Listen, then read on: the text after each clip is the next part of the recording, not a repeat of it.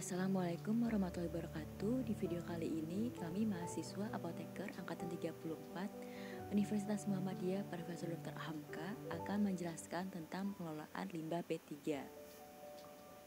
Di sini kami beranggotakan 6 orang, yaitu Amir Wisdani, Andika Bramantya, Air Widodo, Ega Yolanda, Muhammad Hazrat, dan Tari Octavia. Apa itu limbah B3? Definisi limbah B3 menurut Peraturan Pemerintah Nomor 101 Tahun 2014 dan Permen LHK Nomor 56 Tahun 2015. Limbah adalah sisa suatu usaha atau kegiatan. Sedangkan bahan berbahaya dan beracun yang selanjutnya disingkat B3 adalah zat energi atau komponen lain yang karena sifat konsentrasi atau jumlahnya baik secara langsung maupun tidak langsung dapat mencemarkan dan merusak lingkungan hidup atau membahayakan lingkungan hidup, kesehatan, serta kelangsungan hidup manusia dan makhluk hidup lain. Jadi, limbah B3 adalah suatu sisa usaha atau kegiatan yang mengandung B3. Fasilitas pelayanan kesehatan yang disebut Fayankes terdiri dari puskesmas, rumah sakit, klinik, dan laboratorium. Merupakan tempat yang digunakan untuk menyelenggarakan upaya kesehatan, baik preventif, kuratif, promotif, maupun rehabilitatif. Namun, di samping itu, tempat-tempat tersebut juga menghasilkan limbah medis. Jika tidak dikelola dengan baik, akan berdampak pada kesehatan. Maka dari itu, diperlukan pengelolaan limbah B3. Berikut ini karakteristik limbah B3. Limbah reaktif, limbah yang belum stabil dalam keadaan normal dan dapat bereaksi jika berdekatan barang tertentu. Limbah korosif, limbah yang dapat menyebabkan iritasi pada kulit. Limbah infeksi, limbah yang dapat menyebabkan infeksi seperti jarum suntik. Limbah berbahaya terhadap lingkungan. Limbah yang mudah meledak. Limbah yang beracun, biasa berasal dari bahan kimia. Kemudian limbah padatan yang mudah terbakar dan limbah cairan yang mudah terbakar. Biasa mengandung alkohol sehingga mudah terbakar. Kemudian klasifikasi limbah. Pertama ada limbah infeksius, limbah yang dapat menyebabkan infeksi seperti jarum suntik. Kedua ada limbah patologis, limbah yang berasal dari jaringan tubuh seperti darah, janin. Kemudian ada limbah benda tajam seperti gunting, spuit. Limbah farmasi, obat-obatan kadaluarsa, limbah bahan kimia kadaluarsa, tumpahan atau sisa kemasan, limbah radioaktif,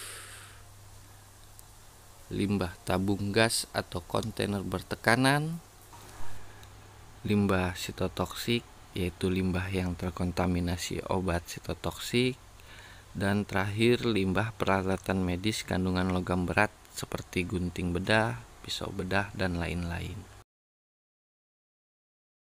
Limbah B3. Pertama, pengurangan dan pemilihan limbah B3 berdasarkan jenisnya. Kedua, penyimpanan sementara. Ketiga, dilakukan pengangkutan.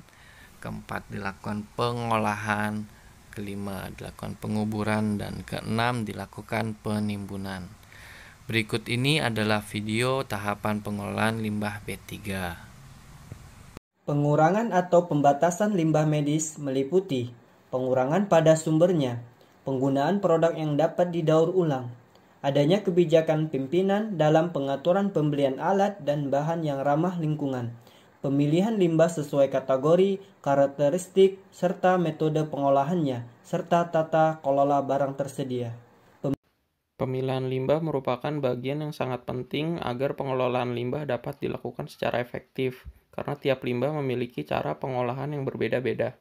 Wadah limbah harus terbuat dari bahan yang kuat, cukup ringan, tahan karat, dan kedap air. Hal yang harus diperhatikan dalam perwadahan limbah diantaranya wadah harus disertai dengan tanggal, kode, label, dan simbol limbah. Wadah harus tersedia sesuai dengan jenis limbahnya.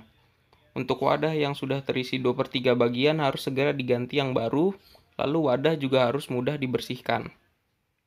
Kemudian dilakukan penyimpanan. Simpan limbah sesuai dengan warna, simbol, dan label. Simpan sesuai waktu yang ditentukan. Buat juga catatan dan laporan penyimpanan. Penyimpanan sementara harus memenuhi beberapa kriteria, yaitu lantai kedap air, kemudian memiliki saluran air yang baik untuk menyalurkan air limbah dari cairan yang menetes dari limbah. Kemudian, untuk permukaan lantai dan dinding menggunakan bahan yang mudah dibersihkan.